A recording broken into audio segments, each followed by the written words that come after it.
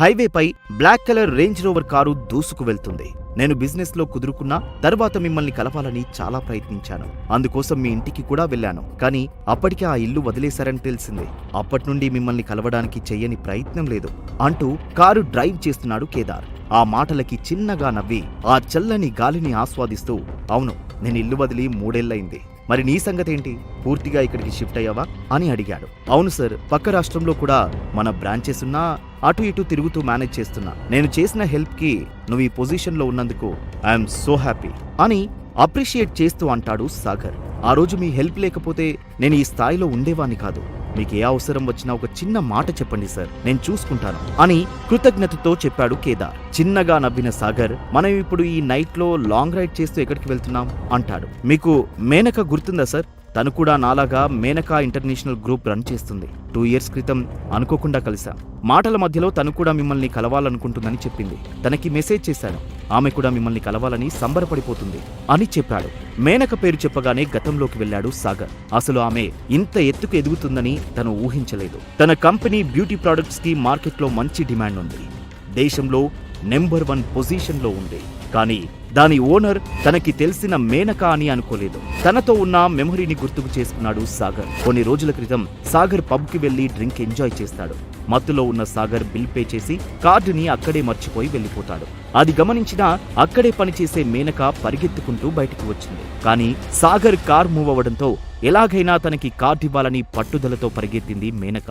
కొద్ది దూరం వెళ్ళాక సిగ్నల్ దగ్గర ఆగింది సాగర్ కార్. అదే అదునుగా ఆయాసపడుతూ వెళ్లి సాగర్ కి తిరిగి తన వ్యాలెట్ ఇచ్చింది. ఆ రోజు మేనక మనస్సు తెలుసుకున్నాడు సాగర్.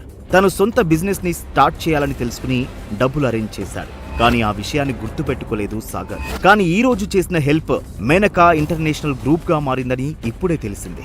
సాగర్ ఆలోచనలో ఉండగానే కార్ వెళ్లి మేనకా ఇంటి ముందు ఆగింది. కేదార్, ఇంత మిడ్ నైట్ లో తనని ఎందుకు డిస్టర్బ్ చేయడం?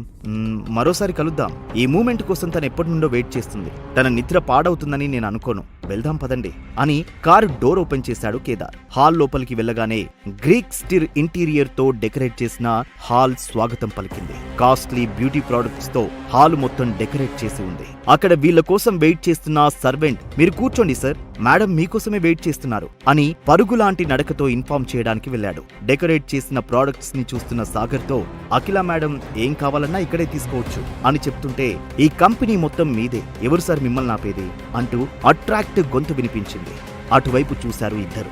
బ్యూటీకి పెట్టింది పేరుగా అందంగా రెడీ అయి tight fit jeans, T shirt, loose hairs తో మెట్లు దిగుతూ ఉంటే ఒక అప్సరసలాగా అనిపించింది. తనని చూసి అప్పుడు తన కలిసిన మేనకకి ఇప్పుడు చూస్తున్న మేనకకి చాలా తేడా ఉందని అనుకున్నాడు సాగర్. ఆతృతగా సాగర్ దగ్గరికి వచ్చి, ఎలా ఉన్నారు సార్? ఈ మూమెంట్ కోసం ఎప్పటి నుండో ఎదురు చూస్తున్నాను. ఈ రోజు కేదార్ వల్ల అది సాధ్యమైంది అంటుంది మేనక. నిన్ను కేదార్ని ఈ స్టేజ్ లో చూడడం నాకు చాలా హ్యాపీగా ఉంది. అయితే మనం ఇప్పుడు సెలబ్రేట్ చేసుకోవాల్సిందే అంటాడు కేదార్. ఆల్రెడీ ప్లాన్ చేశాను. వెళ్దామా సార్? ఈ మిడ్ నైట్ లో ఎక్కడికి వెళ్తాం? ఇంకో 3 అవర్స్ లో గుడ్ మార్నింగ్ అని సాగర్ అంటుంటే, టైం గురించి వదిలేయండి సార్, మీరు మాతో ఉంటే టైం చూసుకోవాల్సిన పని లేదు, ప్లీజ్ సార్ అని రిక్వెస్ట్ చేసింది మేనక. తన మాట కాదనలేక కార్ రైడ్ చేస్తూ అరగంటలో ఒక బార్ ముందుకు వెళ్లారు. మేనక వాళ్ళని లగ్జరీ హాల్ కి తీసుకెళ్లి కూర్చోబెట్టింది. ఇద్దరు కుర్రాళ్ళు వాళ్ళ దగ్గరికి వచ్చారు. వాళ్ళని చూడగానే ఆశ్చర్యపోయిన సాగర్, రాజేష్, నవీన్, మీరిద్దరూ ఇక్కడేం చేస్తున్నారు అని అడిగాడు. వీళ్ళిద్దరూ స్పెషల్ ఫోర్స్ లో పనిచేసిన కొలీగ్స్. ఫోర్స్ నుంచి వచ్చిన తర్వాత సాగర్ దగ్గర పనిచేశారు. వారిలో రాజేష్ అతని మార్షల్ ఆర్ట్స్ నేర్పే కోచ్ గా పనిచేస్తే, నవీన్ అతని పర్సనల్ బాడీగార్డ్ గా పనిచేశాడు.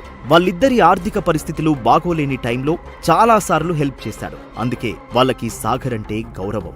ఇద్దరూ వచ్చి ఎదురుగా ఉన్న సోఫాలో కూర్చున్నారు.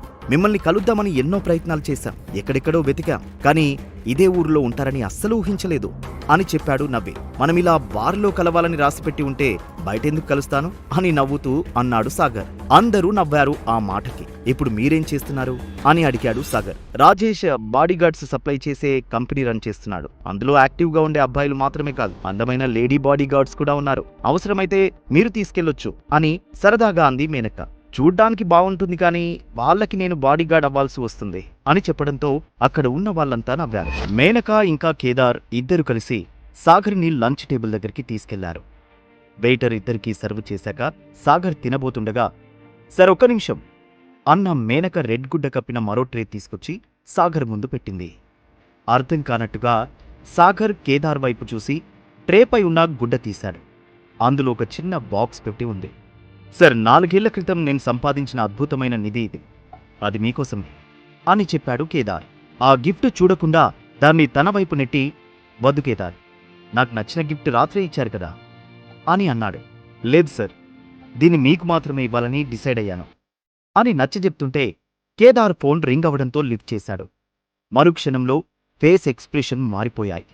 కాల్ కట్ చేసి, సారీ సార్, మీతో లంచ్ చేయలేకపోతున్నందుకు నన్ను క్షమించాలి. ఈ గిఫ్ట్ మాత్రం మీరే తీసుకోవాలి. ఇందులో ఒక టాబ్లెట్ ఉంది.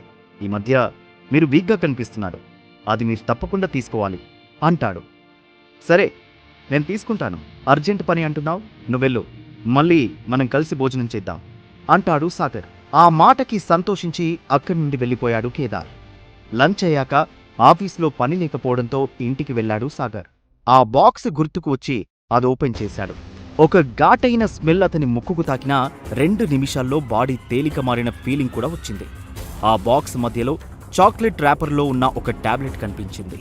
అది చూడగానే కేదార్ దీని 4 ఏళ్లుగా దాచిన విషయం గుర్తుకొచ్చి, ఎక్స్పైర్ అయి ఉంటుంది, అసలే వీక్గా ఉన్నాడని చెప్పాడు. ఎందుకొచ్చిన తలనొప్పి అని టాబ్లెట్ అందులోనే ఉంచి బెడ్ పక్కన పెట్టుకుని పడుకోవడానికి ట్రై చేశాడు. కానీ ఇది వేసుకోకపోతే కేదార్ని నేను అవమానించినట్టు అవుతుందని లేచి టాబ్లెట్ వేసుకుని కళ్ళు మూసుకున్నాడు.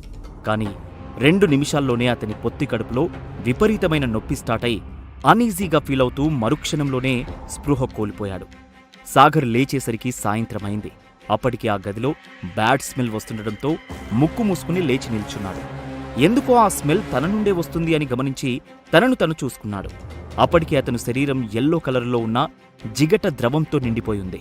సాగర్ ఓల్డ్ ఫ్రెండ్స్ రీయూనియన్ వల్ల ఏం జరుగుతుంది? అజ్ఞాతంలో ఉన్న సాగర్ ఇంత శక్తివంతమైన వ్యక్తి అని తెలిస్తే సాగర్ చుట్టూ ఉన్న మనుషులు తట్టుకోగలరా? అఖిలనే భార్యగా పెళ్లి చేసుకుంటాను అని అంటున్న రాణా శబదం నెరవేరుతుందా?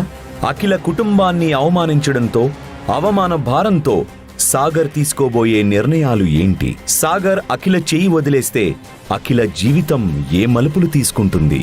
వింటూనే ఉండండి కింగ్, మీ అభిమాన పాకెట్ FM లో.